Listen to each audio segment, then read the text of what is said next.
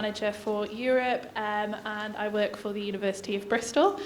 So during this presentation, I'm going to give you some information that's more general about living in the UK, and then I'm also going to tell you a little bit about the University of Bristol as well. So either way, hopefully you'll take something nice away, and if you've got any questions about living in the UK in general at the end of the presentation or about Bristol, I'm happy to answer either side.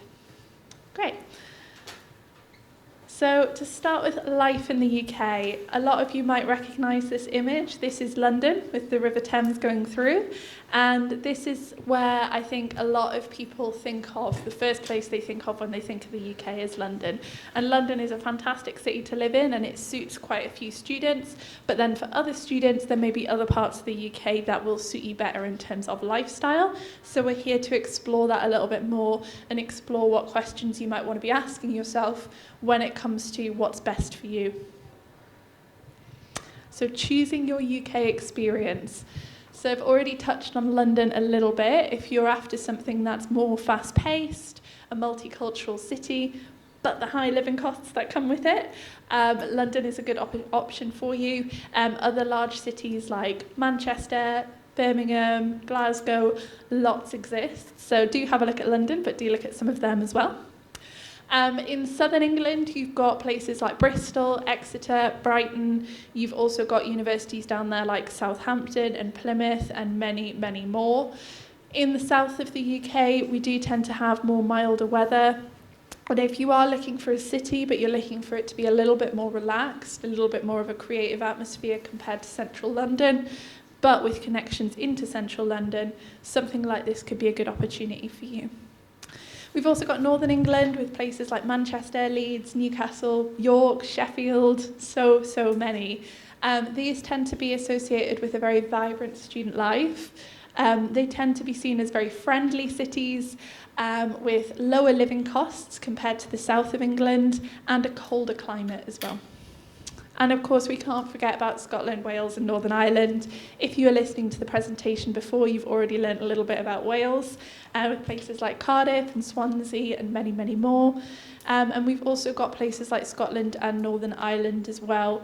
All of these places are very rich in history and have really beautiful natural kind of hills and mountains around them, and living costs do vary. They tend to all be cheaper than London, but in places like Edinburgh you are still looking at quite high living costs, with it being the capital of Scotland. So just something to bear in mind, that it's not all about geographical area as to what you'll be spending. As well as considering what regions you want to be in, considering what type of university you want to be in as well. There are smaller universities which tend to be more community focused, and then there are large city universities where you're in a very vibrant location with a lot going on and with a lot of different students. So it depends on what you're looking for as to what's better for you, and whether you want it to be campus based or whether you want it to be city based as well. These are all questions you can be asking yourself, because all of them are going to lead to a slightly different type of student life. And on this slide, we have a lovely picture of Dartmoor, which is down in the southwest between Exeter and Plymouth. And we also have the city of Glasgow there as well, just to give you an idea of what other parts of the UK look like. So once you've decided on what regions you might want to live in, and what kind of university you might want to be a part of, the next thing to think about is accommodation. In the UK, most students will spend their first year of university in a hall of residence, so this is university accommodation. And this tends to be only first year students. You may have already talked to a few universities that tell you, yep, second year onwards, students move out. The exception to this tends to be when you've got very rural universities where the whole town is kind of built on the university, so something like St Andrews might be a good option for you if you're looking for something more like that. What Hall of Residence allows you to do is move in with lots of other students that are in the same position as you are. They are first year at university, probably living outside the home for the first time, and because of that there is a lot of support available, whether that be building security or managers or anyone you might need just to help you out when it comes to living alone for the first time. After first year, students tend to then move into shared flats or shared houses and have a little more independence.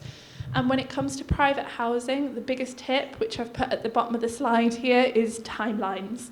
Depending on where you live and what city or place you've chosen in the UK, sometimes you might have to start thinking about second year housing in your first semester of your first year of university, especially if you're in one of the larger cities. Do check with your university because they will be able to provide you the best information on when to start looking for second year housing. But make sure you're proactive about it and make sure you check in when you start so that you know when you have to start making those considerations to make sure you get something really good. And do check in with the university about who to let through as well. Most of us will be there to support you, and there will be teams that can help you to find good landlords, find good companies that are there to give you a good housing option. Other tips, we've already gone through how costs may vary between cities. Utilities and expenses. In halls of residence, these are usually part of the package, but when you move into private housing, it's usual that you will have to pay them yourself. So when you're budgeting, just bear that in mind. And bear in mind that even if you're in a milder climate or you're in a cooler climate, everywhere in the UK, you will probably need central heating at some point. So that will be another bill to bear in mind. So once you're in the UK, you've got your accommodation, you know where you are. The next thing to think about is food, shopping, and everyday life. So we've got our supermarkets in the UK, and these do vary very, very much in price. So if you've got your local supermarket and your local supermarket is a Waitrose, it might be worth walking a little bit further to get somewhere more budget friendly. So don't just rely on the place nearest to you. Have a shop around, figure out where's best for you to be buying your groceries from. And if you are in a city, it's likely there'll also be international food shops. So if you need specific ingredients or would like them, there's a lot of that available as well. In the UK, buses are the main transport in most cities. Some cities like London or Newcastle or Glasgow also have subways and undergrounds. So just bear in mind that for some accommodation options, there may be travel involved to campus. And if you want that, great. If you don't want that, make sure you do plan that in to get an accommodation near enough to campus that you can walk or cycle. Shops do close early, especially in smaller places, so make sure you've done your planning. And independence and self-sufficiency, you won't be the only one who is coming to university and may not have lived away from home before. It will be the same for all the UK students as well. So hopefully you'll have a great time together and you'll be learning stuff as you go together. And that brings me on to support. So if we start with support in terms of your university life in the UK, we'll start with teaching and assessment. We do expect you to do more independent learning, especially than what you've probably had at school, but you will have a mix of lectures, seminars, and different assignments to do throughout your year. And for most UK universities, you will also have a personal tutor. So this will be someone academic you can go to ask questions. Make sure you make use of them. They are there to support you. And in the UK, all of our lecturers do tend to have office hours they keep as well, so there'll always be time you can go and talk to them outside of class. So there is that support there. So as much as we put emphasis on independent learning in universities, do reach out with any questions you've got, because the emphasis is on you reaching out, but the support is there for you to reach out to. Outside of the classroom, the UK is known for having good support and having support systems. So whether it be mental health, whether it be physical health, financial, whether it be academic issues, or whether it be looking into your future and your career prospects, there are teams to deal with all of that at most UK universities. So your first week of university, a lot of people see it as Freshers Week or Welcome Week, and it is about getting social and getting to know everyone, but it's also about getting to know what services are available so that when you need them, you know where they are and you know how to access them as well. And with the career service, don't wait till your third year, access them from first year, because there are so many great resources they can give you and so much support they can give you throughout your degree, so that when it comes to graduating, you are able to graduate confidently, knowing you've got your experience and knowing what you want to do. A lot of universities will also allow you to access their career service after you've graduated, so do check with your university how many years after you've graduated you can access it for, because that can be super helpful too. And work opportunities. It is very common in the UK to have a part-time job alongside study. And if you are on a student visa, you should be able to work up to 20 hours per week, but do check your individual visa. 20 hours is a lot for a student. Most students work less than that, but whether you're outside of campus doing a student job or you're an ambassador on campus, it is very common, and it's not usually used for accommodation costs or for tuition fees. It's more for kind of pocket money and socialising and going out and that kind of thing. So if you are considering that, that is something a lot of students do in the UK as well. Okay, so I've got some key takeaways, and then I'm going to move on to whiz through the University of Bristol as well. So do have questions in mind when we come to the end of that. So what we've covered, choosing a UK, thinking about what part of the UK appeals to you and what type of university you want. So whether that be city-based, campus-based, small, large, these are all things you can be asking all of us in that hall as well. How big is your university? Is it campus-based? Is it in a city? Those kind of questions. Cost of living. What is the average cost of living in your chosen location? Does it meet your budget? And what are the accommodation options for your chosen location as well? Everyday life. Finding out if you need to take transport to university. Are you happy? Are you comfortable with that? What transport links are there? And study and support. So what is the assessment structure of your chosen course? You can find that on the university websites. And access university support and careers services as soon as you can, no matter which university you end up going to in the UK, as there will be some good resources there. So that's it in terms of an overview of life in the UK. I'm now going to talk to you a little bit about the University of Bristol, our city, our support, and answer some of those questions I've just been through for us as well. So first of all, where are we? We are in the southwest of the UK. So if any of you remember that first slide, we have a milder climate. We are a little bit more of a relaxed city than, say, London. We are 1 hour, 30 minutes on the train from London. And because we're in the south, it does have relative expense to living in Bristol, but not as bad as London. In terms of the UK, we are ranked 9th in the UK as a university and 54th in the world. We have 26 of our subject areas in the top 100 in the world, and we are the 5th most targeted by top UK employers. So we do have a real emphasis on employability at our university, and we are also highly ranked because of the academics we have and some of the incredible research they have and they bring into the classroom as well. We are a large university. We have 30,000 students, and they come from over 140 different countries, so we're also very diverse.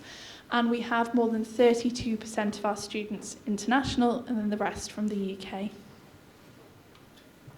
Once you've graduated, you'll be joining more than 200,000 graduates across 190 countries. So our graduates, a lot of them, yes, they do stay in the UK, but a lot of them also get amazing opportunities around the world. And we do have an alumni team that works on bringing alumni together, making those connections and making sure that you're still networking and getting benefits from that after you've graduated as well. In terms of what you can study at Bristol, we do cover a lot of different programmes. And we have 6 main areas which are split into 3 different faculties. Our first faculty is science and engineering. And within this, you can see we've got all the main sciences, chemistry, maths, physics. We've also got our earth sciences in there and geographical sciences. And then we do most engineering, so civil, aerospace. Design engineering is more on the mechanical side. We've got computer science, electrical and electronic engineering, and mechanical engineering. And we've also got engineering mathematics as well. So lots of different options there. Within each of these schools, you'll find degrees, you'll find integrated masters, you'll find, with some of them, opportunities to work in industry and study abroad and things like that. Our next one, a very large faculty, is arts, law and social sciences. So when we talk about arts at Bristol, we don't have design courses or graphic products, but we do have a lot of arts in terms of modern languages, humanities, history of art, history, English literature, those kind of things.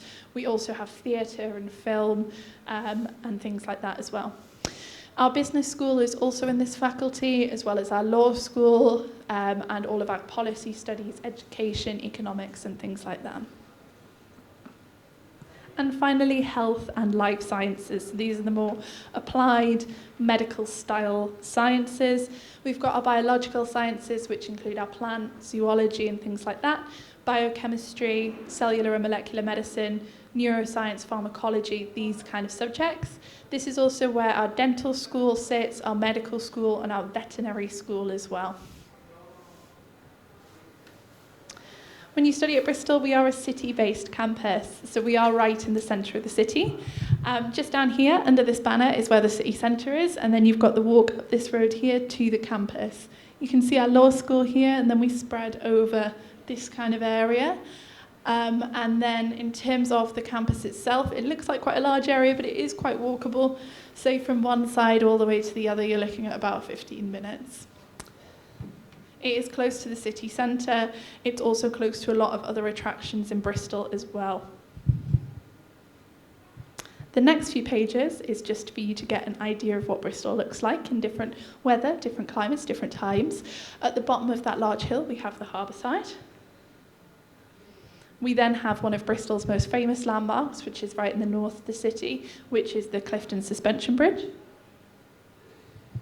We have Clifton Village, which is near the Clifton Suspension Bridge and near to campus as well. This is Royal York Crescent, so some really beautiful Georgian architecture. And behind this, in slightly less beautiful Georgian architecture houses, but still very nice places to live, is a lot of that kind of second-year accommodation options. And speaking of accommodation, we have a section on Bristol accommodation and support. So this will be the last section, and then I'm going to go to questions. So I want to start the support with careers service because I've mentioned them a few times already. So we do have year-round events, careers fairs and workshops, which is why my advice is to get in touch with the careers service and use them throughout your degree. After you graduate, you have 3 years of careers support available, whether that's just accessing the resources online or speaking with a careers advisor at Bristol, either in Bristol or away. We do have industry links, lots of them, and that could be subject specific. We have the Professional Liaison Office, which operates within the Faculty of Arts, Law and Social Sciences. We also have the Industrial Liaison Office, which is within engineering with specific links to those subjects. And then we, of course, have our larger careers service, which has industry links across all the subjects. And we also have help to set up your own business. We have a business incubator called Set Squared, which is based in Bristol and is shared amongst different Southwest universities. So yeah, lots of different opportunities there depending on what you're looking for. If you are going to be an international fee payer, I highly, highly recommend checking out the Think Big scholarships. So for the last few years, we've had our Think Big scholarships. They do get reviewed every year, but fingers crossed they will continue because they are fabulous. There is undergraduate and postgraduate funding available. The website has more details with what is available, but where we really, really care about your academics and your grades in terms of getting into Bristol, into the course. For the Think Big scholarship, we do not look at your grades, we look at you as a person, and we ask you a few questions about why you would be good for Bristol, what your aspirations are for the future, and we judge on that scholarship application. And the scholarships come in the form of tuition fee discounts of different amounts, and if you are successful, you will get that for every year of study. In terms of our accommodation, we do have a range of different university accommodation. We've just built a whole new block of university accommodation as well, so it is forever growing in different parts of the city. And you can check out every single building online. You can check out what they have in terms of facilities and how much they are per week. And for international students, there is a guarantee on accommodation as long as Bristol's your firm choice and you apply by the deadline and follow the deadlines. So that's your first year. And student support. So we do have that welcome programme that I mentioned, that welcome week, freshers week, and also somewhere where you can find out about all the services that are available. We do have that personal tutor and supervisor, which will be within your department, and an academic you can go to with any questions you have. Any kind of visa advice you need before or during your study, any kind of wellbeing support, we do have services for that. And finally, we have our Global Lounge, which is in the centre of our campus. It's a lovely area you can go to at any time. And they are open for lots of different cultural events throughout the year. So they do all the kind of cultural society events. I think last week they had a Polish cultural day. They also do Lunar New Year, Diwali, lots and lots of different things. And this is for home and international students to come together, form different communities, and celebrate different cultural events. And you can go there on your lunch breaks and things like that if you just want someone to have a cup of tea and relax. It's a really nice space. On top of that, we also have our Bristol Students' Union. Bristol's a very social place, if you haven't guessed that already. So we have over 350 different student clubs and societies, from culture to sport to student networks and communities as well. So lots to get involved with outside of your studies. And hopefully that's answered some of those questions about Bristol, and also given you a little bit of perspective about living in the UK as well, and some questions that you might want to ask either myself or some of the other universities out there today. My email address is here, and there's also the international support email address there for Bristol, so feel free to take note of that. And if you've got any questions right now, I'd be happy to answer. Thank you.